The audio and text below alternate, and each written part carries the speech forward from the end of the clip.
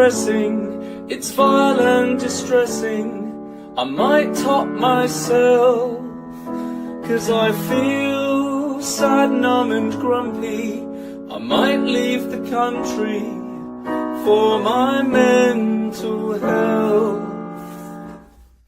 Fucking hell. Ladies and gentlemen, it's the absolutely fantastic, the one and only, the absolutely sensational Elton John. Don't let the Spurs go down the league. Although I shit myself with all the records we can see. Next year we might be playing Lincoln City with pies and tea. Oh, but losing every game, and we'll see Spurs going down the league. It's who we are, mate. It's who we are. Absolutely not fantastic. To dare is to do. It's a sad state of affairs. Don't let the Spurs go down the league. Oh, I shit myself from a corner and a set piece. The legend that is Harry Redknapp. Can't you see?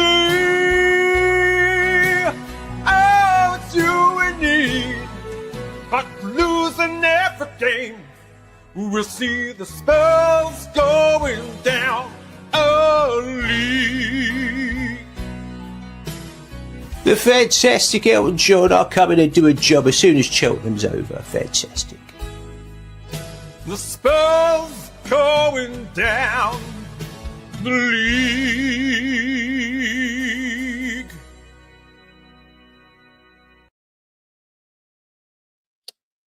I don't know what that was, but I kind of enjoyed it. Hello, everybody. Welcome back to Ruthless Gooner, where you'll be ruthless, or just like one of these two gentlemen down here, you'll be replaced. Welcome along to Capital Punishment. This is something we're going to plan on doing next season, but just a little bit of a teaser, a little bit of a taster.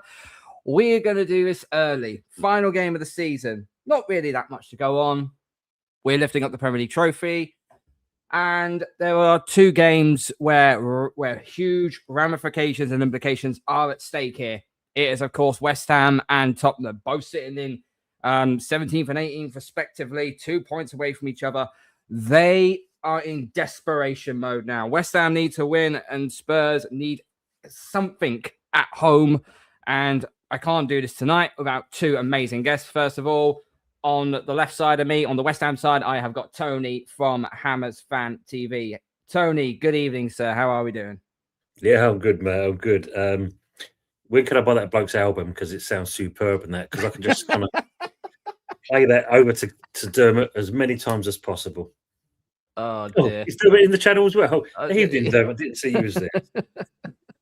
Of course, it's good to everyone, mate. And representing on the Tottenham side, this is an old friend of mine. On my old channel, I used to go on his channel a fair bit, and I've been out of touch with him. But I'm glad to have him back on, even though he is a spud.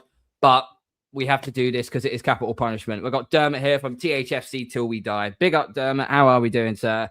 Hopefully you've recovered from the hopefully you recovered from the freaking roasting I've just given you without saying a word. Yeah, I just wonder, where's Tony's roasting? Why is he not getting the roasting? Where's his Elton John song? I want West Ham to go down and have a Trevor Brook in, or somebody coming in the background helping. Do you know, I just feel this is a little bit lopsided, and I feel that you and Tony are in cahoots with one another because you both want Tottenham to go down. I know where this is going. I think this is rigged. I'm doing a Donald Trump. I'll call him for a re-election. For your information, I did have something for West Ham. Unfortunately, just like Tottenham and Leeds, it kept on blowing it after I tried to render it all the time. So it just worked. Yeah. But it is what it is. I think you got slipped a few quid by Tony. I think Tony slipped you a few quid, a brown envelope, bit like VAR. Oh, here we go. Nothing happening here. Big up. Great to see you again, Karl. Yeah, we did lose touch, bud, but look, glad to see you back, and it's an absolute honour to be on. Thanks for having me. Yeah, no worries, mate. It's good to have you on. Guys, the links to both guys' channels are in the title and in the description below, so please make sure you go and check them out. As always, make sure you smash a like on the video. Make sure you subscribe to the channel if you haven't already. What we're clicking on now, 147. So we're about 3 off 150 before the end of the season. Let's get to 150 mark before the end of the season, shall we? Not bad for being back after 7 weeks. We do have a lot of people in the chat. Big up to Kawaja, who's in the building. The 2 marks, Show Cookie. Big up, bro. Big up, Tony Karl. And it's come on, you Spurs. Okay, I hate to say that, but yeah, it's fine. This is now who will turn up on the day, who's got the minerals. Yep, exactly that. And obviously that's Dermot there. And yeah, big up to everyone that is actually locked in over on the other side on Tony and on Dermot's stream. So big up to you for joining. And that, Karl says 2026 FIFA World Cup is nearly here. I can't wait for the tournament to start. At the end, guys, we'll have a little bit of a discussion of the England squad, okay? Because I've done this on my own, but I just want your 2 thoughts, at the end of it as well. Big up to Jane from Talk Fan TV. Hope you are doing well, mate. Like so far, big up to Unique, who's in the building. This clip is crazy. Big up to Unique as always. There's my main mod there. Big up Static. Hope you're well, bro. Everyone's all laughing and that. So, also, man, Elton has let himself go. I was just going to say that. I was going to say that gladly. Okay, LOL. What the Tottenham is that? Just something I cooked up literally about half an hour ago, but nothing drastic. We're going to start with the question. Lads, both your teams are not in good form at all this season. You sit in and just out of the relegation zone for a purpose. Tony, we'll start with you first. West Ham sitting in 18th on 36 points. And I know obviously we played you a couple of weeks ago, and obviously there was a lot of controversy regarding the VAR, and each to their own regarding that what happened. But overall, the course of the season, where do you think it's gone wrong? Where do you think you've ended up in this position? The biggest problem, I think, more than anything else, is, and stats don't lie at the end of the day, it's the amount of games where we've thrown points away. And that comes down to, obviously, the management side of things, where Nuno has kind of made wrong decisions at the wrong time. The one that, I'll bore people to death about is the Bournemouth game. We was 2-0 up in that game. Wilson scores 2 goals, get a 3rd goal, game safe. Then he hooks him off after 56 minutes and then goes all defensive for the remainder. And when you look at it, 2 shots from West Ham and 25 shots from Bournemouth tells you the true story. And that's why it was 2-2 in that game. But we've conceded, or we've lost, shall I say, 22 points from winning positions. So when you look at something like that, that's the reason why we are where we are. If we got them things right, then we wouldn't be having this conversation now. It goes back to when you had Lopetegui as your manager. It didn't exactly go well there, and it's sort of like you try to patch things up. I listen, Nuno Espirito Santos, I actually do like as a head coach. The only problem is though is that sometimes he can get in his own way at times. And one particular game I'll say as a prime example was your away trip to Newcastle, where I'm not sure if the player didn't turn up, or it was a case of the manager was just, I don't know, he just got his tactics completely all wrong. Within 20 minutes, the game was pretty much out of reach at that point. Yeah, it was in that game again. When you look at that, I mean, as soon as I saw the lineup, it was a case of, right, we're going to, we're putting ourselves under pressure. We're going to be on hiding. As you said, 20 minutes, you're 2-0 down with 2 silly mistakes. Hermanson pushing the ball out to Debo when the last five or so minutes you're being peppered by Newcastle, and you play a ball out like that to someone who wasn't even watching. Harvey Barnes nicks the ball, gets the ball whipped in again, and Watermiller scores. And then that's for the second goal. Comes down to the same thing again. We make a silly mistake. Disasi's way out of position. By the time he realises it, Mavropanos has gone onto the left to cover 2 players, leaves the middle open. Asula's got an easy one, and it's another one that goes through. So when you look at something like that, that's when he hooks off to Debo in 26 minutes, changes the game, and Tatty for all purposes, and that came on. And he was you could tell how much it hurt him because he came on in that game and he was on fire. I mean, 6 shots, he hit the post, scored a brilliant goal, the contender of the season, you can say. But it's decisions like that that have cost us so many games. And yeah, it does fall down to Nuno at the end of the day. Don't get me wrong, as you know, players have got to do the job as well. And a lot of players have let themselves down. There's no two ways about it. But the thing you're saying, like with Lopetegui, if it wasn't for him, funny enough, getting them points at the beginning of the season, we would already be in the Championship. Yeah. But obviously, you've had suffered with injuries as well. But one person that was more of an impact that I saw of when I did watch West Ham was Somerville. Every time Somerville was on the pitch, it just felt like he was like your difference maker. And when he was injured for a certain amount of time, it felt like you'd lost that little bit of a spark. Even don't get me wrong, you still had Jarrod Bowen, but Somerville was like that youth movement that would actually, that would help you along the way. Yeah, I mean, Bowen's himself is admitting he's not exactly had the best season. We've all seen that. I mean, I've said it, and I feel a few other people, and I know some of the people in the chat have said it.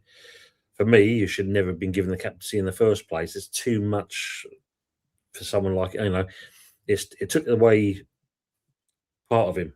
For me, he wasn't the same player because now you've got a responsibility as well as trying to do your job on the pitch. And for me, he just couldn't do it. Don't get me wrong, when he scored the goal for England, he gave him a bit of uplift, but he's still not captain material. If anything, as much as some people might not like it, Souček would have been the ideal choice as captain.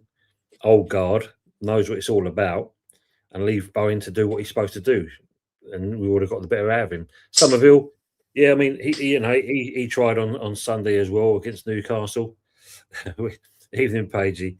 But when you look at it, there's too many games where players have gone missing. And that's, again, it's what's cost us.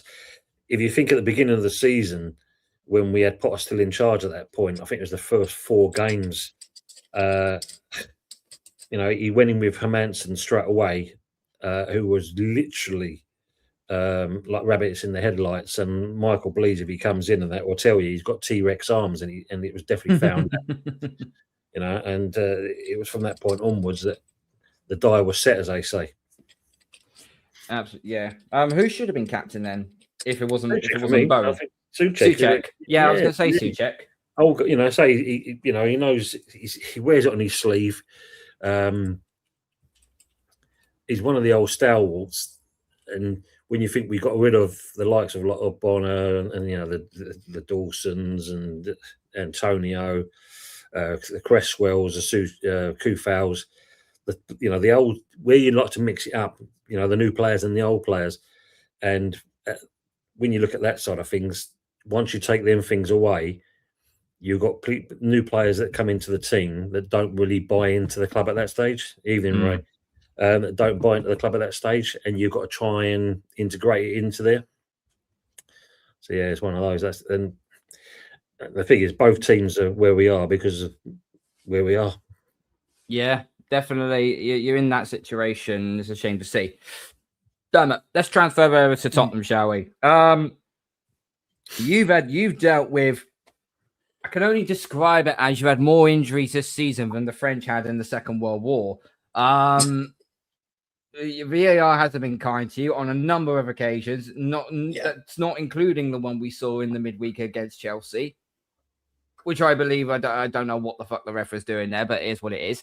What the hell's happened? What the hell? We knew last season there was already grumblings going on last season because you finished 17th. Now, okay, the caveat to that was you won the Europa League, fair enough, but surely after that you should be kicking on. Now, okay, you made it through that. You got bounced out the first round of the Champions League to Atletico Madrid, but overall your season hasn't. It's not been as worse. It's not been as worse as West Ham's, but it's borderline around about the similar sort of ways. What's happened? What's happened at Spurs? And I'm generally saying this as a neutral here. I'm not saying this as a biased Arsenal fan. I'm saying this as a neutral ganker here. What has happened to Tottenham? What's happened at Tottenham has been mismanagement of the highest quality.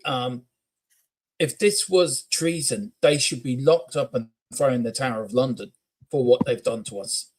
We've got a medical team that doesn't work. We've got a director of football who doesn't know what he's doing.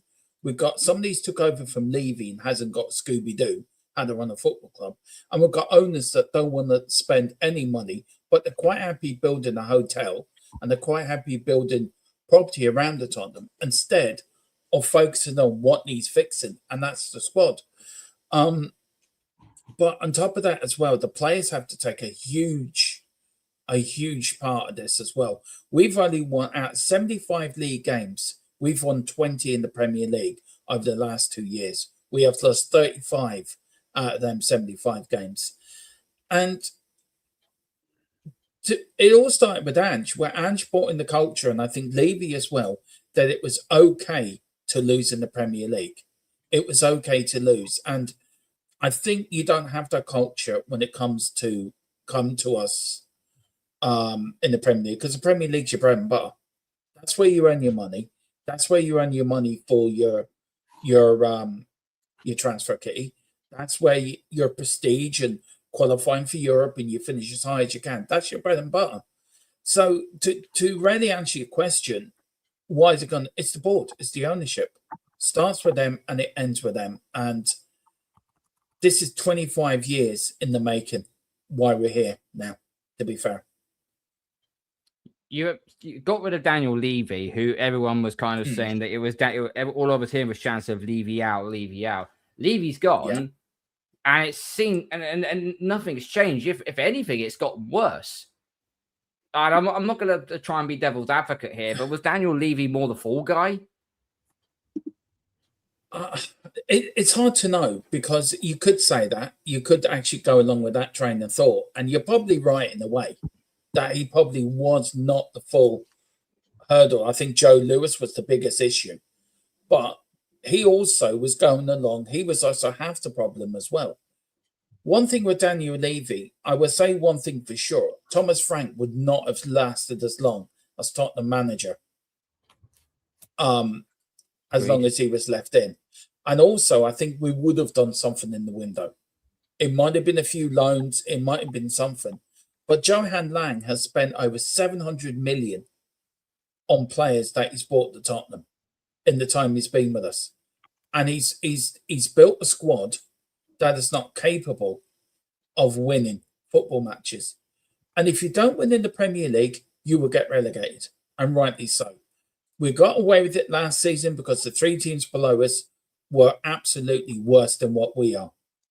And we won the Europa League. Yes, the greatest night, I think, for me, for a long, long, long time. But the issues, when this all started in the summer, we didn't deal with the issues in the summer. We didn't deal with them in January. We didn't sack Thomas Frank at the right time. We brought in a manager who didn't know what he was doing, and we brought in De Zerbi too late. Now, we may stay up tomorrow and Tony may go down, and we could be saying, well, we got away with that one.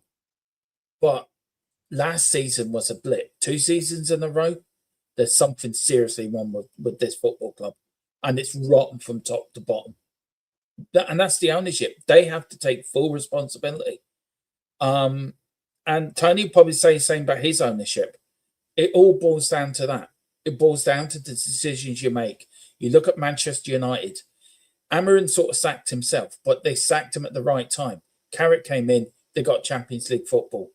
You look at other clubs as well that have made the decisions at the right time, and it's benefited their season. We haven't done that, and we're where we are because of bad decision making and due diligence as well. The only thing I counter regarding a Manchester United is the fact that they were out of every single competition you could think of. So all they really had was the league to deal with. So they were only playing once a week. There's a reason why I call them Houseplant FC for a reason. Then next year, they're going to have to see, they're in both cups and now they're in the Champions League. Let's see how Carrick does. I wish him all the best. But he's only been given a 2-year deal, which is quite short for quite short, if I'm honest with you. They're only giving them a very short amount of time, which is a bit puzzling. What's gone on with you talked about the ownership, but what's gone on with the products on the pitch? Because you've had multiple amount of injuries. You've got an absolute asshat as a centre half in Romero, who's just want to be a perpetuant child all the time. Yeah. And that's not getting into what we've seen earlier on today regarding he stayed in Buenos Aires to go watch his childhood club and whatnot, instead of coming back to Tottenham to actually try and, rescue you from relegation and that. But what's happened on the pitch in general? 2 wins at home all season. I expect Burnley to have 2 wins at home all season. I expect some like Ipswich Town or Norwich or West Brom. I know I'm going back in the older days, but they used to be professional football's yo-yo clubs. Now it seems like that's Burnley. Now it seems like that's fucking Burnley. But 2 games at home, that's mad. You built that stadium so it could become a fortress, so it could be a real issue. And teams have just gone there and just taken points off you like it's nothing, like it's candy. Yeah, it's been a horrible season at home. This is the worst home season I think we've had in our history. And it started from last season as well, where I said it before, it was okay to lose. The loser mentality, it was fine to lose. There was no accountability for you losing at home. And we've seen the players this season. The players have to be held accountable massively for not. They've thrown managers under the bus. They haven't played, and I couldn't really put my finger on it, Karl, because I'd be here all night. We'd be here to this time tomorrow night if I was trying to figure out why we are where we are. But again, if you look at the stats, and the stats say only 20 wins in our last 75 Premier League games, that tells you everything you need to know. That it boils down to Joanne Lang not buying correctly and buying players that are not good enough to wear our shirt. Romero, what he's doing, I think strip the captaincy off him now and never let him back in the club again, because as we were talking earlier, Bowen wouldn't do that at West Ham. I wouldn't say back in the day Tony Adams wouldn't do it at Arsenal, or Nigel Winterburn, or Steve Bold, or any of them players. I can tell you Graham Roberts, Steve Perriman, Ledley King, Robbie Keane, any of them players wouldn't do it. I know that for a fact. And there's players at our club that don't care. They don't care about the shirt. They don't care about the fans. They don't care. All they want to know is, where am I going next? And I think that is, sadly, that's the footballer of today. The footballer of today doesn't care about the team he's playing for. It's just passing through. He's looking for the next paycheck. I'm going to be here for 2-3 years. Right, where can I go after here? I'm going to use this as a stepping stone. But also, you've got to blame the ownership for not making the right structure around these players. Hence, having the right manager, having the right wage structure, having the right structure within the squad, that these players do turn up on time, do what they're supposed to do. And if you don't, you get punished. We know early in the season, Paratici has said to the board that the players don't respect Thomas Frank. The players are not turning up on time on training. They're all hell was broke loose. And the Lewis family ignored what Paratici was saying to him. Paratici says, right, if I'm not going to be listened to, why am I staying here? He's gone to Italy. He's gone to Fiorentina. I think it's Fiorentina he went to. And look at them now. They're thriving in Serie A. And we'd be left with a numpty who doesn't know his way out of a paper bag. And then tomorrow, we've got to get a point. Well, to be fair, this should have been done and dusted. No disrespect, Tony. This should have been done and dusted weeks ago. We shouldn't be going into tomorrow still needing the point. But at the end of the day, it's not just one thing. There's multiple of issues at our football club.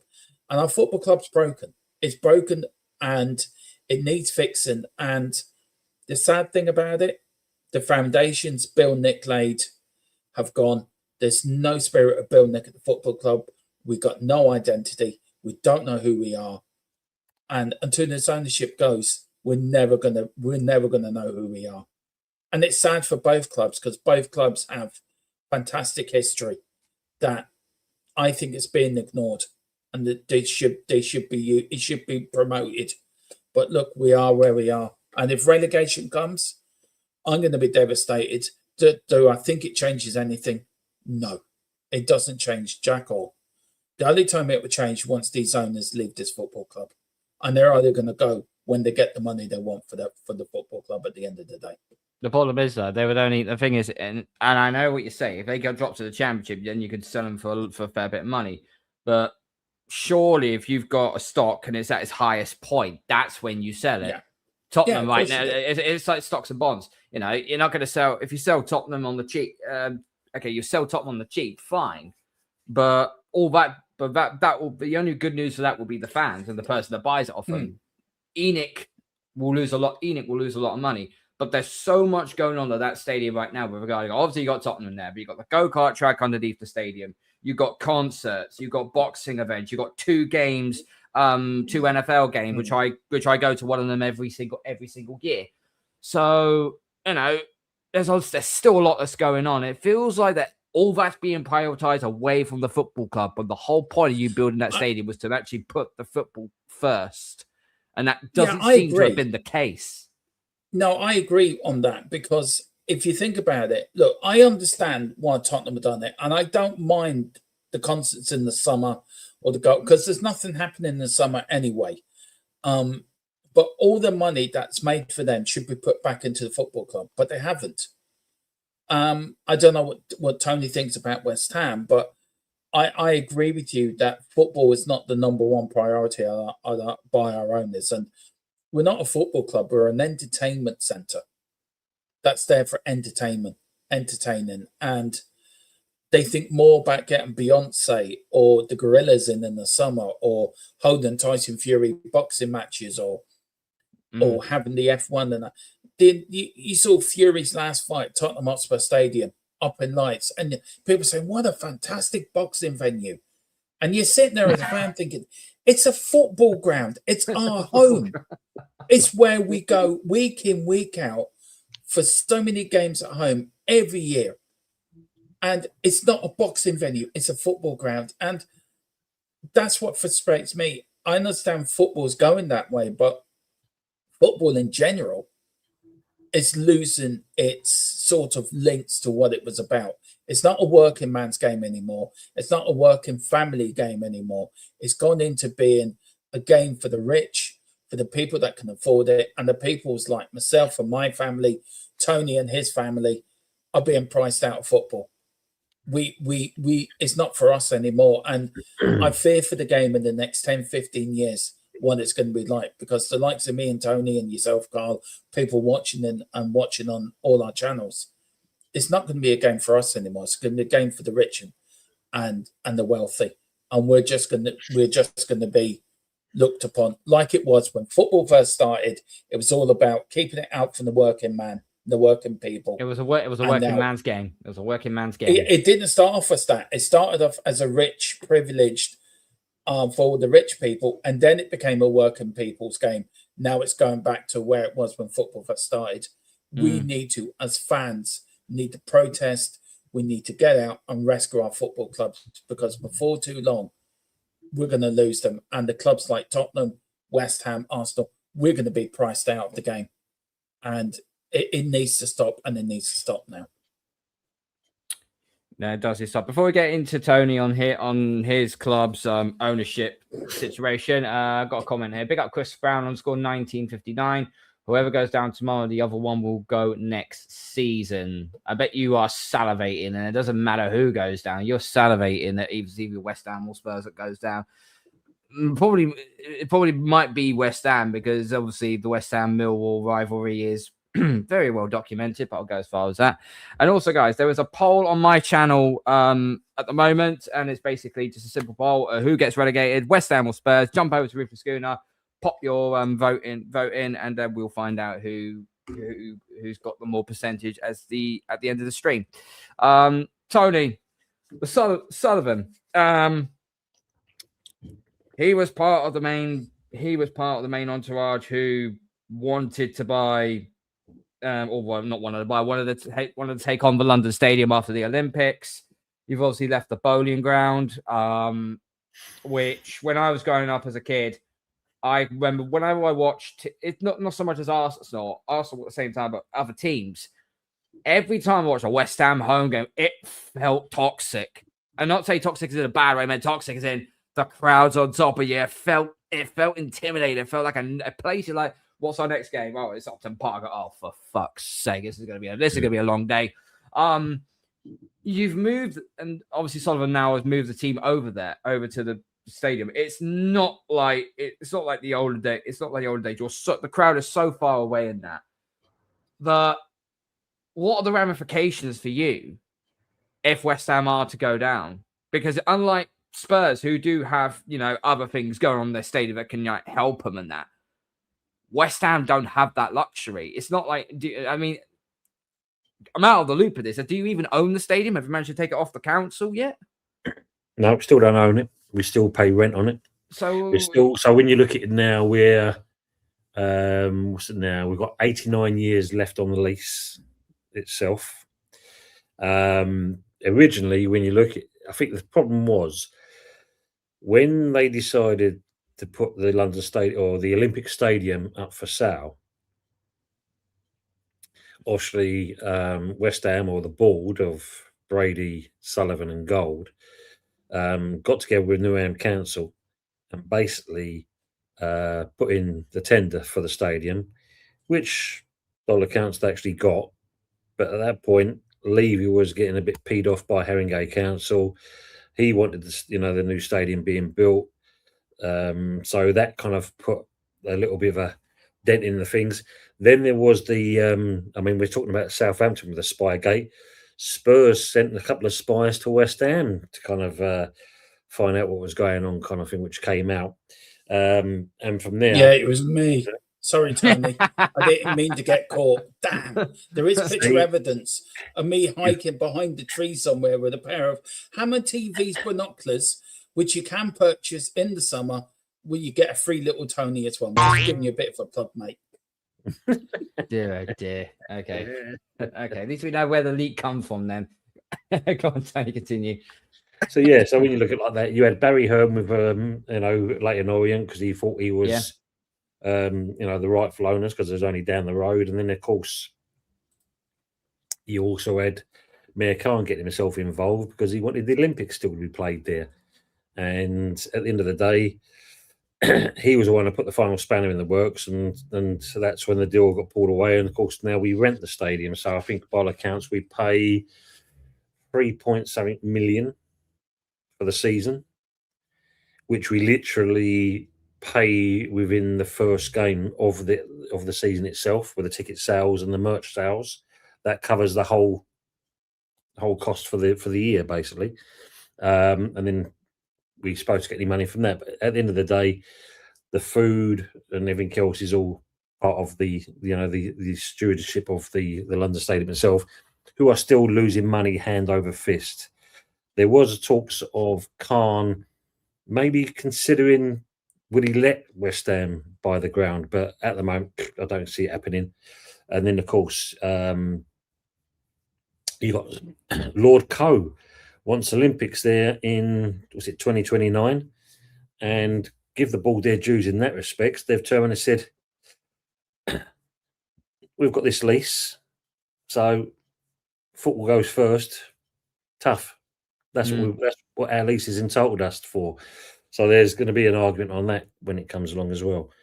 But yeah, the problem was, I think, when they was moving from Upton Park to the London Stadium, I think they thought it was a done deal.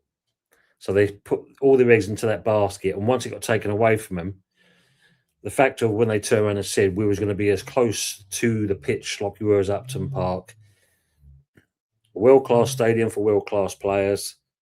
And when they kind of questioned David Sullivan a year after moving into the stadium, he turned around and said, well, we're not a tin pot club, we're a big club.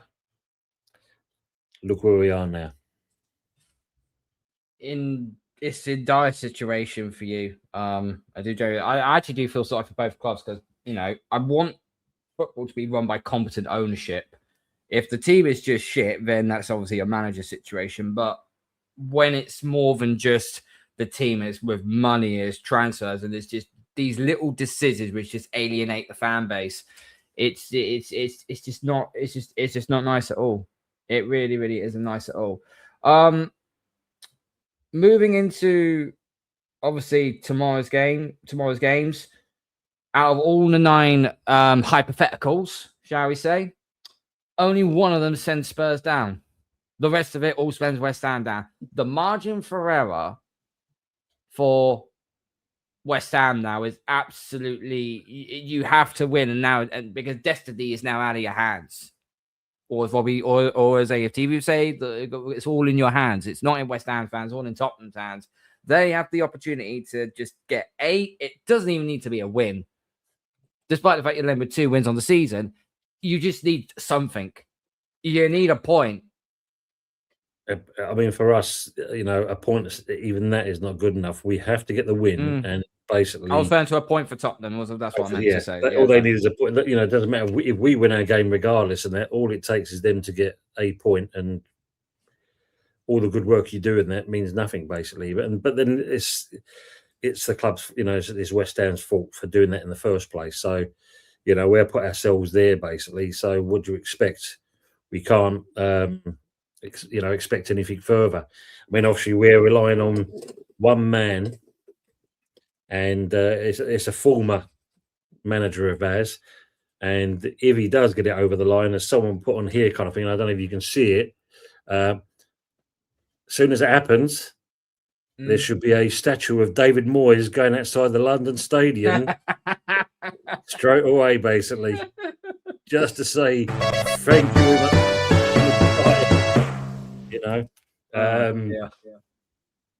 So it's down to that basically. It is literally as tight as that. So we, for me, and I know Dermo's going to be doing the same.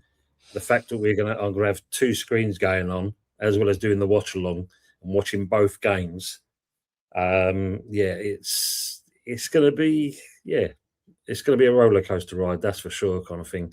I mean, fun enough, the 2 marks you saw earlier on, I did say to them, imagine doing a collab watch along. And I thought so, and I said it to Dermo as well, for your mental state, it's probably not going to be the best thing to do. Yeah, nothing's going to happen on that stream whatsoever, is it? I said that in tongue in cheek as well. I think I better to always Tottenham to go into the Guinness World Records for holding a children's birthday party. If that's horrendous. Dermot, over to you. You've got Everton at your ground tomorrow. Yeah. Now, you've got one of the worst home records, and it's only second worst because of goal difference for Burnley. You're facing an Everton team that they have an outside chance of getting into Europe, but they obviously need to win. They need help along the way. Yeah. But they have the 6th best away record in the Premier League this season. How do you attack this? Do you try and go play as you are, control the possession, and go out and get as many shots as you can? Or do you try and play pragmatic and go, do you know what? We don't need to win this game. We just need to not to lose. We just need to go for it. Go for it. We need to go. We need to get early goals. We need to go 2-0 up very early and then shut up shop. I think because then I think the game's over with. Look, Everton's not going to be easy. Our home record this year has been woeful. Our last win was against Brentford. I think that was back in September. I think it was September. Our last home win. We've had draws since then, but yeah, I think it was September. We beat Brighton 3-1. We just need to go out there and give it our all. Just go out there, do it, and get the goals early, and then shut up shop. No time for playing nicety. No time for playing keep football or anything like that. Just go and get the job done. That's all we've got to do tomorrow. Exactly. Big up to Karl Rossi, having a relegation theme stream hosted by an Arsenal fan like myself, who's hoisting the title by tomorrow, not a tad bit embarrassing. Question for the Arsenal fan: why are you doing said show? Because I can, and I was bored. There we go. So, and it's not like I'm the only one that does it. There are multiple other people who are Arsenal fans who host and actually have other of the London rivals on shows as well. So it's not something. It's not something. Nothing new. But big up to you, Karl Rossi. Make sure to smash the like button, bud. Yeah, nice try, PFC. Nice try. Oh dear, oh dear. Guys, what's going to be? What do you think is going to happen? Because I'm looking at the poll right now as it currently stands, and Spurs apparently, according to the people, well, it's on my channel, but I've asked everyone to go over there and vote on my side, and that is the fact Spurs are going down and at 86%. Ooh. That's but remember, there are Arsenal fans on that side, so they probably would do that. Let's go with you, Tony. We'll start with you. I mean, first of all, I want your West. First of all, I want your game. Yeah, I want your game. We're probably going to win that. I'll say we win that 2-1. It won't be an easy game because obviously we know how strong and resilient it is. But then I'm looking. When you look at the injuries that they've got, I mean, they've got Struck, Bogle, Goodmanson, Aronson, Stach, Okafor, Gruev, and Buonanotte. They're all out injured for Leeds. The only one we're missing is Traore. So when you look at something like that, I mean, don't get me wrong, even with those players out, it's still going to be a tough game. But I think we've got enough to get it over the line, especially that we're home as well. I think Nuno was set up right this time. I think he's got no choice but to do that, considering what he did last week. And as it's the last game of the season at home, surely he'll get his the right head on his shoulders and get it over the line. As for the Spurs game, I think,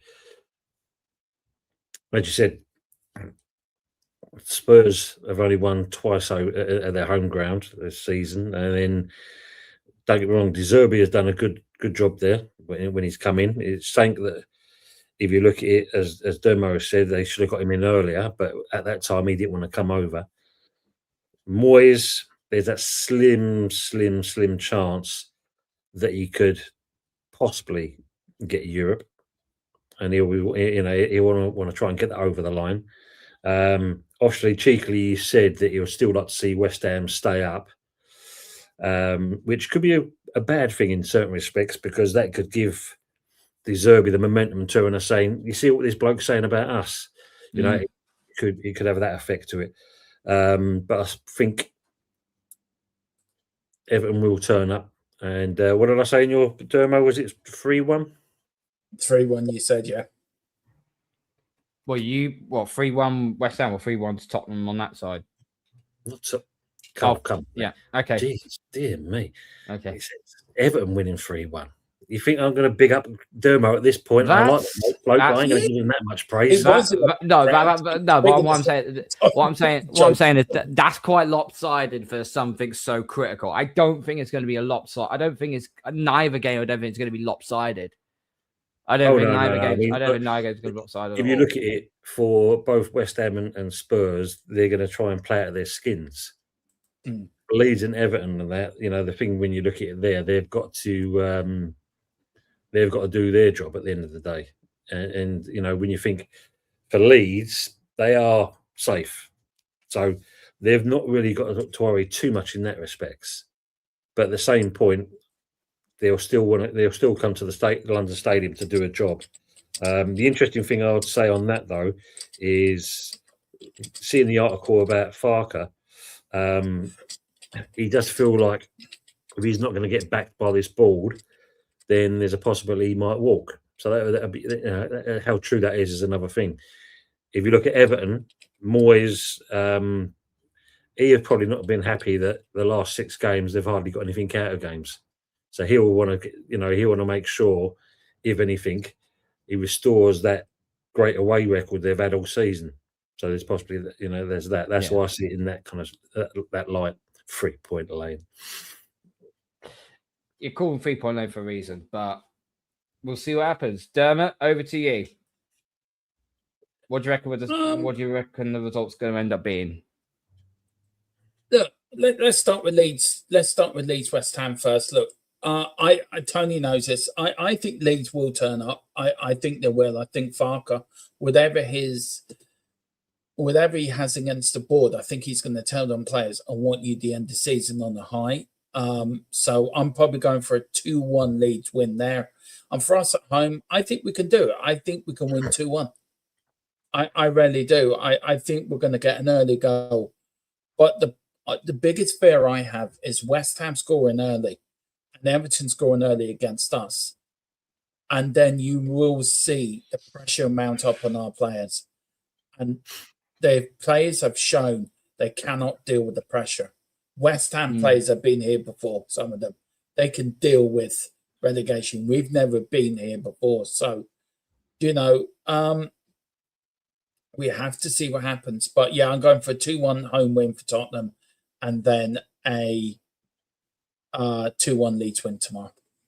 Okay, that'll keep Tottenham up.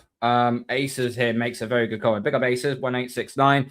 Whoever scores first goal tomorrow will set the tone of the day proceedings. Yeah. And that's basically what you just alluded to. Whoever scores first is going to send the nerves over the capital, regardless what happens. So, but I feel like if Tottenham get the first goal, I think West Ham will just like, right, okay, let's just get the win because we know these guys can freaking screw it up. If West Ham get that goal first, Tottenham have lacked the mental capacity to hang on to games. Yeah. They've lacked the mental capacity. And I think if West Ham get that early goal, and that might put you under pressure. Now, if you want my prediction is this, I don't think it's going to be as lopsided as you two think. I'm going to say West Ham are going to win 2-1. But I think Spurs are getting a point at home. That means West Ham go down on goal difference. And that's going to sting. That hurts me. That's going to sting like crazy. Because, as I said, I personally don't want West Ham to go down. Because, as I said, in the green room, I've got family relations that have supported West Ham for many decades and that. But if you'd have got like a point at Newcastle, I'll be like, no, do you know what? I think that'll be enough for West Ham because Tottenham can't win at home. And I'm guarantee you, a lot of people turn around and say the reason why you went down was not because of the last game of the season, it was because of freaking VAR against Arsenal. I know a lot of people will run with that narrative, but at the end of the day, you got 38 games to not get relegated. Well, as I said to you, mate, 22 points from winning positions, and that's momental. When at the end of the day, that'll be up there. We won't have to worry about anything at all at that stage. It'll be someone else maybe competing with Spurs. We wouldn't have to worry at that point. Or put it this way, if we was up with 22 points, we've obviously Leeds and Forest, Spurs would be the third team. And that would be the truth of it all. So it's what the team's done. It's obviously what the manager's done more than anything else. But it's been a culmination over the last 3 years that we've got to this stage. And that's the biggest problem is that, as I said before, from the moment that Moyes and West Ham won the Europa Conference, that's when Sullivan realised that he'll have to dig his hand in his pocket because now he's got to emulate success for the next year and so on. So when you look at something like that, I mean, it's been coming. It has been coming. It has been. Got a couple of questions here. Big up to Static. It's a question for you, Dermot. Serious question. What was the point of signing Gallagher? I don't understand that. I don't get what the point of signing Gallagher was too, to be fair. Where we needed defenders and we needed a striker, we're going to buy a bloody midfielder. I think he will come good. I think in next season, I think a pre-season on the Zerbi, we've already seen we've seen glimpses of what he can do. But to buy the one player, just to sell Brennan Johnson, and then we go and get Kudos injured, that's the point I'm making. It's just a due diligence and Lang at the club. It doesn't work. I don't get it myself. From the gentleman sending the question, I can't give you an answer because I don't get it myself. So, yeah, it's a head scratcher. Send that one to the boffins to work out at Cambridge or Oxford University. Maybe they can work it out with the algorithm. I don't know. because I can't. Fair enough. Big up to Louis Gomez Jr. Who more nervous, West Ham or Spurs? I think you're equally nervous. I think you're equally as nervous because you know you've got no margin of room for error here. I think for West Ham, I don't think nerves is the one thing that's coming into it. I think it's one of those we know full well, shit or bust basically, and that if Spurs get a point, it's over. And I think, I mean, like I said, what he said to Dermo and that. Ask me the question after the games, then I'll say my view of it. At the end of the day, I'm not giving up until the games are out the way with, because the possibilities in this game, you still can't really, as much as the Opta computer says this and the other and so forth, doesn't mean nothing. I mean, obviously, you've probably heard this one as well, Karl. The time that you won the league, Spurs got relegated. So, is fate going to come around again? Who knows? But for West Ham, I'm sure it's been discussed. It's got to have been discussed at the training camp, surely. If they're not doing that, then also they're forced to themselves. Yeah. The only thing I would say, and it could sway the fact that Tottenham could get relegated, was because everyone knows expressions. He he ended up touching a replica Premier League trophy, thinking we're going to win it next year. That's a cardinal sin. And he could potentially go down. But no worries. Louis Gomez says Jordan Pickford was seen in a strip club. Interested in tomorrow's game. Okay. He was seeing how many balls he could have kept up. Fernando's miss against Arsenal was shocking, worse than VAR. Yeah, it was. You should have buried that. I think it was Arvida just took one touch and buried it. That goes in, but he took too long and he gave Raya enough time to come out of his goal. There's the extra touch, Karl. That was the thing. Why you got to take an extra touch for on that? You're a pro player on that. You should be able to score with your left or your right foot. Doesn't matter which one. So yeah, should have buried that. Question by ADM.94. Pick up your bro. How long do you think it will take West Ham to come back after the inevitable relegation? If we get it all right in that one season, you'll go one season, so you'll basically come straight back up. Yeah. Well, you've got 8 places now, isn't it, for playoffs now? They're oversat training the playoffs now, the championship, I've noticed. Well, look at the Champions League. You got to think there's 9 positions up for grab for this time, so it's anything. Again, Chris Brown has put, how many points have Spurs lost from winning positions? I think one hand will do it. Oh, damn. Quite a lot. Quite a lot. Too many to count this year. It has not been good. And that worries me tomorrow, that if West Ham score first and Everton, we do take the lead and Everton get an equaliser. We've seen it against Leeds, our head dropped. We saw it against Chelsea, our heads dropped. We've seen it many times this season that our heads dropped. The players don't like pressure, but it's all about getting the job done tomorrow. It's all about getting the job done. But look, it's going to be nervy. It's going to be one of them Sundays where it's going to live in the memory for a long time, because I think this is going down to the last minute of the last kick of VARs. I don't know about you, Tony. I have a funny feeling VAR is going to get involved somewhere tomorrow. There's going to be a decision made by VAR that's either going to send us down or you lot down. I really do. Big up, Tom. How you doing, brother? Yeah, I think I said 1 point would be. I think it will come down to 1 point. I've said this for months. Yeah, I think the way it stands right now, I think it does look more likely that West Ham are going to be ones to go down. But you never know. The Premier League is a very, very weird place. Shady shit happens every single week. It's up to the football gods tomorrow, isn't it? It is up to the football gods, yeah. Yeah. Absolutely. Gents, before we get on out of it, I want to throw this curveball. You. Hopefully I've still got it. Have I still got it? I have to go and brag it up. Obviously, England released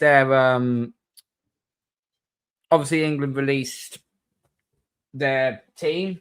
The squad, provisional team for the 26. want your opinions on it because I'll try and get it up quickly. So just bear with me a second, hopefully. I can relax now. This has nothing to do with me, so I'll just leave it to you and Karl to talk about it. I just want to throw this up before we get into the actual squad. I want to bring this up. This was the players that didn't play. Hang on, let me remove Ace's comment. Sorry about that, Ace. Who are we? There we go. Players not selected for the World Cup squad. Now, if that was a formation that obviously Tuchel's going to be playing with, a 4-1-4-1. Look at the names that are not going. Pope, Alexander-Arnold, Maguire, Colwell, Shaw, Wharton, Bowen, Palmer, Gibbs, White, Foden, Calvert-Lewin. Of everything that you've seen from the team's list, what's been the most shocking to you that has come out? Either one of you two does it. I think if you look No, at it, as I said, Tony, you go first, but I have no thought in this. I mean, when you look at it, I mean, Wharton and Calvert-Lewin, definitely them two, and that, it seems to be strange. Alexander-Arnold, you would have him in there in the background kind of thing. Pope I can understand with. Maguire again, he found some form, and apart from the injury he got, Gibbs White has also done well for Forest. So when you look at some of the choices there, I mean, Bowen and that, I mean, for me, I've already said he's looking at it as a last hurrah that he's possibly going to get an England call-up, but not on the form he's been in. Palmer, again, very hit and miss. Very hit and miss. I mean, Foden, another one, not really done much at all. I mean, Shaw's had a good season. So, yeah, it's very strange. And the fact of Stones gets called up, that makes no sense to me. And, of course, it's like that favouritism again, Henderson. Are we supposed to be moving on as a national team, not kind of like going back to the old guard? We want to try and do something this time. I don't think Henderson will play. That's the strange thing. I don't think Henderson's going to play. I think he's more there for leadership. Yeah. But then you're wasting a spot. Then you don't think you don't think Declan Rice can lead us?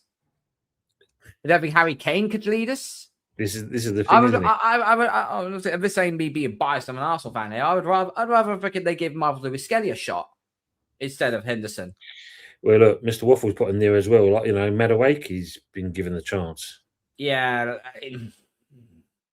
The guy's the speed merchant, keeps running the ball out of play. He does nothing for us. So, yeah. Yeah, Ace has put it's the worst England squad ever seen in history. Mm-hmm. Maybe 2014 weren't great. Although we was in a group of death. What was it in 2014? We had Italy, we had Uruguay, we had Costa Rica, I think it was. Was that in our group? And we got absolutely slapped. Yeah. I don't know. Maguire and Gibbs White has to be in the squad. I think it was all about how then rather than bringing names, he wants players that are in form. I mean, you have a look. Is Calvert-Lewin in form? Well, 14 goals. He's found a bit of resurgence kind of thing. So when you look at something like that, I mean, if you're saying on form, then why is Stones playing? Why is Stones being put in the actual team? It's a weird, selection that he's given there. Yeah, it definitely is. I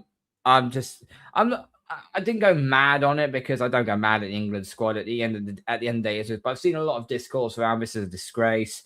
Tuchel is a freaking German spy. Harry Redknapp has said that, which is very wild. That's brilliant. Yeah. I don't know. Dermot, what's your thoughts? While I try and get the actual from a fan looking from the outside in, look, being an Irish fan and us getting where we got to, I'm very puzzled by the way that your manager what squad he's picked for the World Cup. I must admit, I think he must be in talks with Tottenham and West Ham this season how to build a squad that's not capable of bottling it. And as for you saying about that treacherous little turncoat that dumped Ireland for England, he couldn't lead his way out of a paper bag.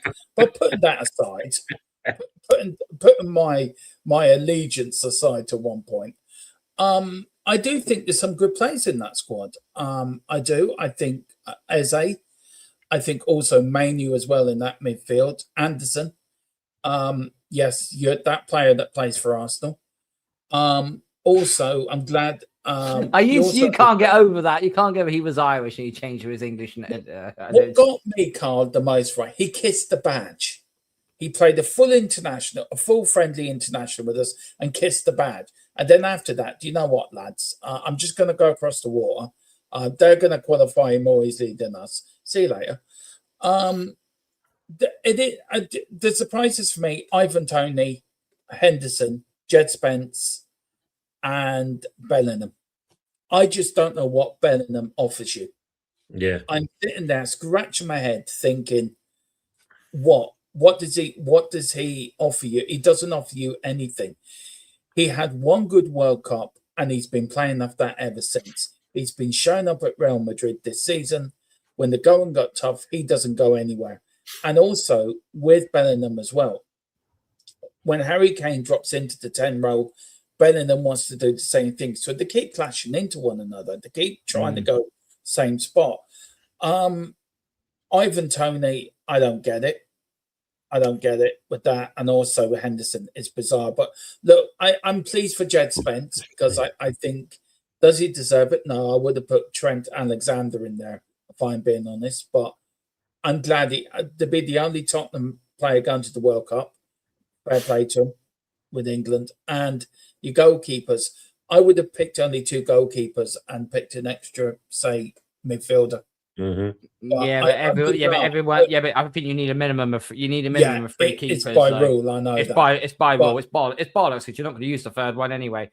But you got Pickford, this is probably going to be his last World Cup anyway. Yeah. You got Dean Henderson, who's done pretty decently for Crystal Palace, and then you got James Trafford, who's the backup to Donnarumma. I mean, that's a perfectly good understudy to have under Donnarumma. So, but the other thing is with things as well.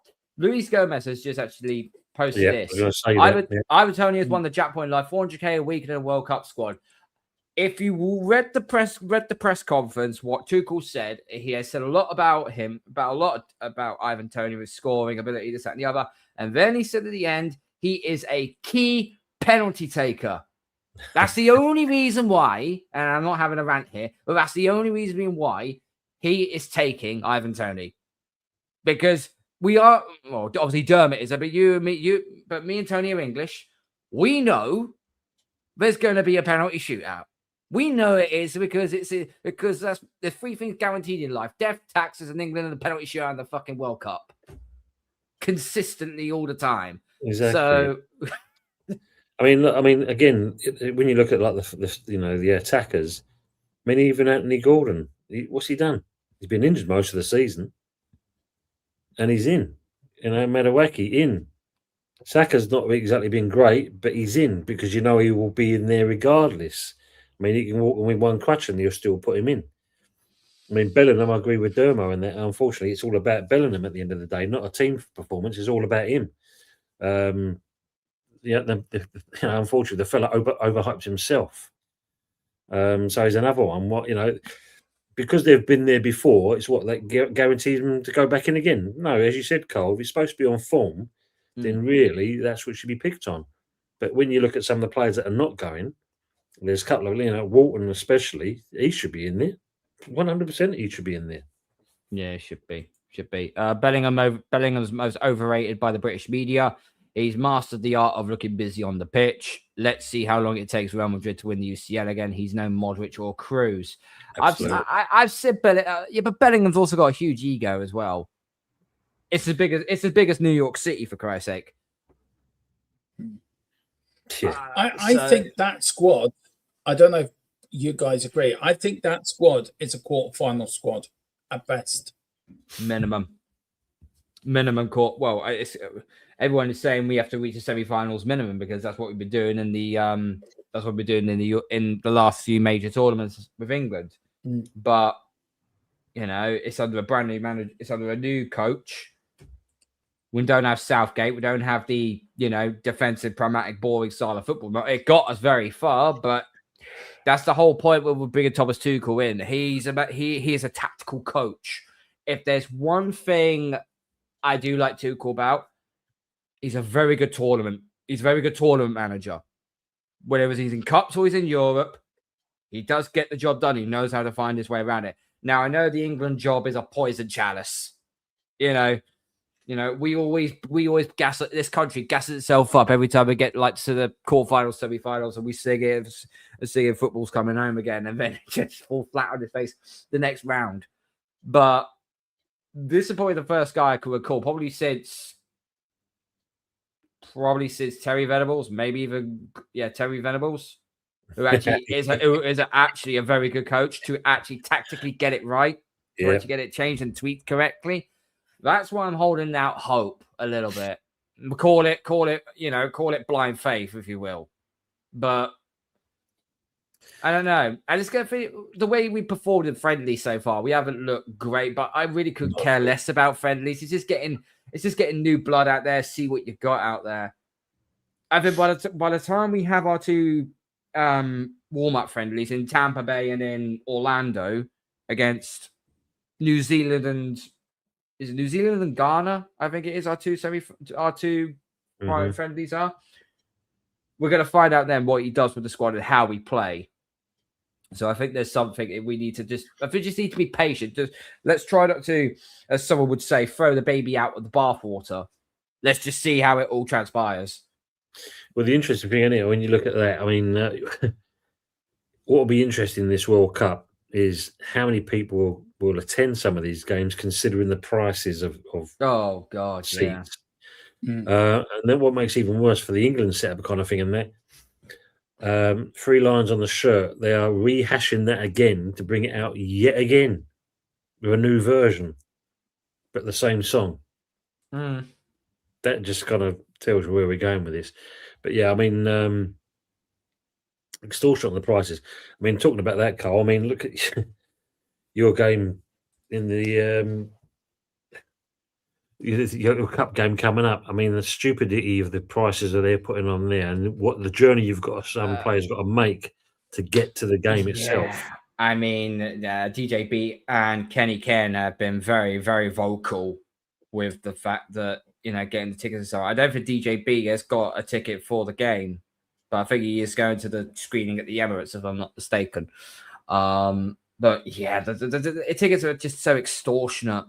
It's not just the tickets; it's the flights over there as well. Yeah, they're taking the piss on the flights. And I don't think I've still got it. If I've still got it, I'll show you. I mean, we had it last year. No, I have got it. And Dermot, you'll find this funny. Let me just remove this quickly. You'll actually find this very, very funny. So, and this might cover your face, Tony. So I do pre-apologize for this. I will apologize for something, just not for my manager. So obviously, I don't know if you saw it, but someone had pre-booked a hotel. It was an Arsenal fan, but pre-booked a hotel for Budapest, and basically, I think it was when Arsenal got announced to be in the final, they plastered it and they said, "Yeah, I'm going to the Budapest, this, that, the other." And I know it's quite small, but if you actually look quite closely, you'll find there is a booking reference there. Some Spurs spanner rang up the hotel and cancelled the reservation. Absolute genius. I am sorry. If you're plastering that over social media, what do you expect? If it was West Ham fan would have done it. A Tottenham fan would have done it. I mean, to say it was a Tottenham fan, that was pure genius. Yeah. I mean, for that player. But look, I don't think you're going to win that final. No, I will say congratulations to you, Karl, on winning the league. I will say that. I may not like the team, but I like you, Karl. I've known you. So I will pass on because like you and Brenny and Bobby and all the gang from the Football Takeover as well. I've got great time from them all. Yeah, just me and Tony just looking from afar and just thinking if only it was us and we're sitting in a pub somewhere, crying into each other, thinking, why us, Derma? I don't know, Tony. And, next season, what's going to happen? I want to ask you guys a question with Pep leaving. Do Man City get their deduction on the Monday after the season finishes? Does that break Monday morning after the season finishes for next season? I think I haven't tried to look at the 115. I've always thought like this. It's like 115 charger, but I'm like, it's on basically 4 charges, and they're just all 4 parts of it all. But the fact Guardiola dropped the bombshell literally at half time when Arsenal were 1-0 up against Burnley, it just feels all too coincidental. Why would you? Surely you would announce. Maybe if the league was done, maybe you announce like, I don't know, a few days before, the final game of the season against Aston Villa. Then I've decided I'm going to step down and leave. Then you're like, okay, he's leaving. Fair enough. We'll give him a good send off and so on. But the fact he actually done that and then had to go into that Bournemouth game and win that game, try and take it to the last game of the season and failing to do so, it just all felt a little bit too coincidental.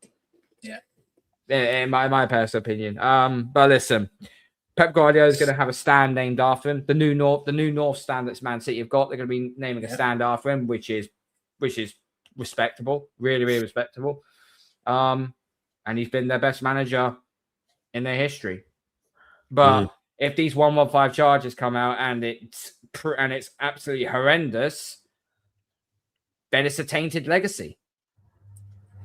Then also, Tony, for you and me, if it is brought out on Monday, and say for example, right, hypothetically, it's brought out on Monday, do Tottenham, whoever goes down, does that club then sue Man City and say to the Premier League, this should go down this season? I think West Ham sue Man City. Did Tottenham sue Man City? Do you know what I'm getting at? There'll be several clubs doing it if you think about it. I mean, there's a lot of them that could do that. I mean, not being funny, if you think about it, Arsenal could definitely put themselves in that position because certain games have cost them winning the league, and that could be where Man City have done them kind of things. So yeah, the implications are tenfold if you think about it. I mean, when you look at the situation with Southampton down in the Championship, I did see a thing where Millwall and Wrexham may also consider putting their pennyworth in, because at the end of the day, with the situation with Southampton, it kind of denied them a possible playoff position. So when you look at things like that, I don't think you're going to hear the end on that side of things, and I don't think you're going to hear anything. If it does come out that's if it's going to be 115 charges, because I think if you look at it, it'll be nowhere near that. You'll be lucky it'll be half of those charges, I'd say. But if the FA or the Premier League, whatever way you want to look at it, want to try and make an example, because we know this is what this lot tried to do, even with the points deduction, by all accounts, City's going to still be safe.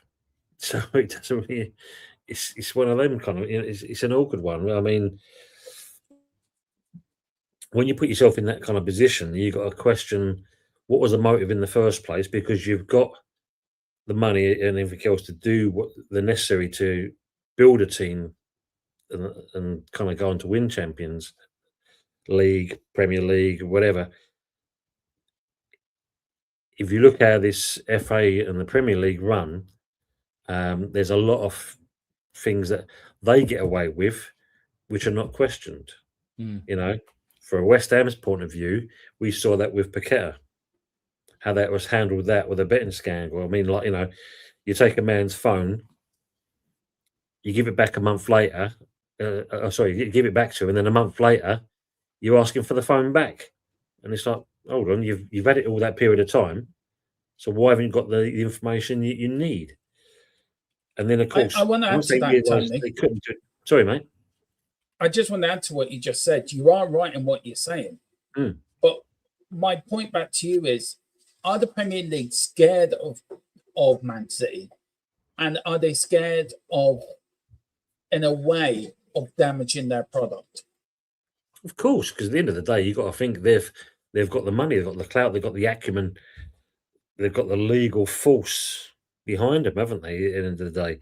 So they can in some respects, outbid and outdo anything really if they wanted to. I mean, not being funny, when it first came out that these charges were going on there, it was already said at that point City could drag this out until 2030, 2035 if they wanted to. So it's not gonna stop. Yeah, no worries. Mr. Waffles put, I'm interested to know if the title City won and they are guilty. Do they have them removed? They won't have the titles removed. I think once it's set in stone, what are they going to do with all the trophies that they've engraved Man City's name? It's going to look a right mess. And if they do, it'll just go down as non-applicable. It won't move it on to whoever was finished second, but they'll just move it to non-applicable because at the end of the day, it was a tainted season or seasons. City are long hauling it. Then playing this until this is sorted. That should be ban them from playing. Ban them from playing until this is sorted. Yeah, exactly. Which is why I think it's going to happen. I think they will get. I think my personal thing, it'll be a fine and a points deduction. I don't think it'll be. I don't think they'll get relegated to the Championship. I generally don't. They need to keep. City have got big money. The Premier League need them for big money, so they're not gonna. They're not gonna throw the. They're not gonna throw the huge Yellow Pages book at them. Maybe just a small one, but not not the usual size that we used to know of back in the day. City and Chelsea cheating bastards. Juventus were stripped. Yes, Juve were stripped. Yeah, but remember this. Yeah, remember though the Italian. Not the Italian FA, but the Italian Football Association, the Italian football lot, completely different. They don't like corruption in football, but yet they're more corrupted now than what they were previous back then when Juventus were on top. But anyway, I digress from that. I think let me just add one thing I'd say about it. When you think about the South, just to kind of add on with what's going on in the Championship, Southampton been docked 4 points, haven't they? Yes. Now the FA is getting involved. It wouldn't surprise me that you're going to find them probably going to be getting 10 points deduction. That'll be more than enough for them to stay up anyway. So that's not really much of a. It's the thing. They've increased it to 8 teams now, not the 6, which means there's 2 extra spots. So basically, South are like, okay, yeah, hit us with a 10-point deduction. We don't care. We'll probably get into the playoff spots anyway. So. It's a good deal for City with all those titles they won. I would take a fine and points deduction. Yeah, Mr. Waffle, I think that's how it's going to end up being. Gentlemen, thank you so much for coming on. Absolutely amazing. Dermot, I know you got to bounce quickly, mate. Your links in the title and in the description.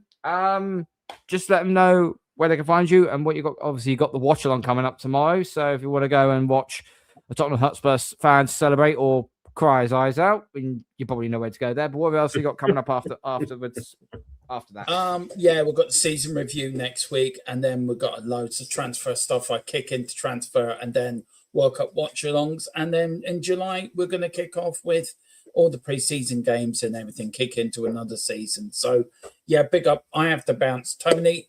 I will give you a text tomorrow, man, and after the game, Karl. Best of luck. We'll do something over the summer, bud.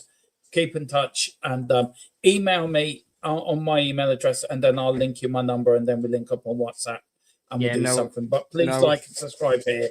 Do it on Tony's channel as well if you can, and mine as well. Thank you so much for having me on. No worries, Dermot. Absolute legend, mate. Absolute legend. Dermot's always a sound person. Big up to you, bro. Tony, thank you for coming on, mate.